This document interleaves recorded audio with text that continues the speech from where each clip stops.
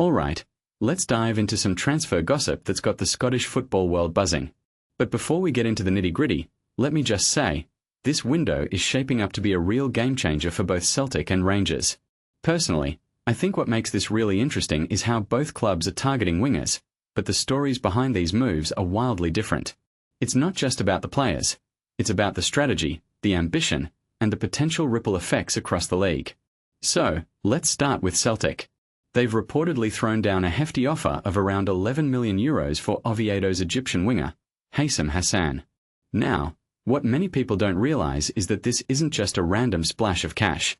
Hassan's got pace, skill, and a real eye for goal. Exactly the kind of player that could elevate Celtic's attack to the next level. But here's the kicker. Oviedo seems ready to accept a slightly lower offer of £9 million. If you take a step back and think about it, this could be a masterstroke by Celtic. They're getting a top talent at a price that feels like a bargain in today's market. What this really suggests is that Celtic are playing the long game, building a squad that can compete not just domestically, but also in Europe. One thing that immediately stands out is how quickly this deal is progressing. Oviedo are already finalizing Hassan's departure, according to Spanish sources. From my perspective, this efficiency is a sign of Celtic's growing clout in the transfer market. They're not just a buying club anymore, they're a destination. But here's a detail I find fascinating. Even with this big move, Celtic are still in the market for a goalkeeper and a left-back. It raises a deeper question. Are they spreading themselves too thin, or is this part of a larger, more ambitious plan? Personally, I think it's the latter. They're not just plugging gaps, they're building a squad with depth and versatility. Now, let's shift gears to Rangers.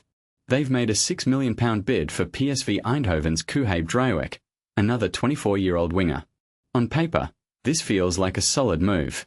Driouech is a talented player with potential to grow, and Rangers could really use his creativity out wide. But here's where it gets tricky. Personal terms haven't been agreed yet, and PSV are still in talks with Rangers. What makes this really interesting is the competition. Celta Vigo are reportedly confident they can hijack the deal. If you take a step back and think about it, this isn't just about Rangers missing out on a player, it's about their ability to compete in the transfer market. Are they being out-muscled, or is this just a bump in the road? In my opinion, the Driouech situation highlights a broader trend in Scottish football. Both Celtic and Rangers are aiming higher, targeting players from bigger leagues, but they're also facing stiffer competition. What this really suggests is that the Scottish Premiership is no longer just a stepping stone, it's becoming a destination in its own right. But here's the thing, with greater ambition comes greater risk.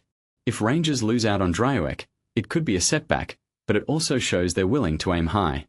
Personally, I think that's a good sign. It's better to reach for the stars and fall short than to never try at all. So, what's the bigger picture here? Both Celtic and Rangers are clearly investing in their squads, but they're doing it in different ways.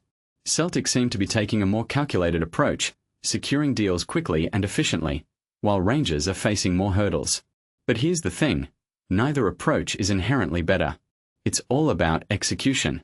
What many people don't realize is that these moves aren't just about the players, they're about the club's identities. Celtic are building a machine, while Rangers are trying to recapture their glory days. Which strategy will pay off?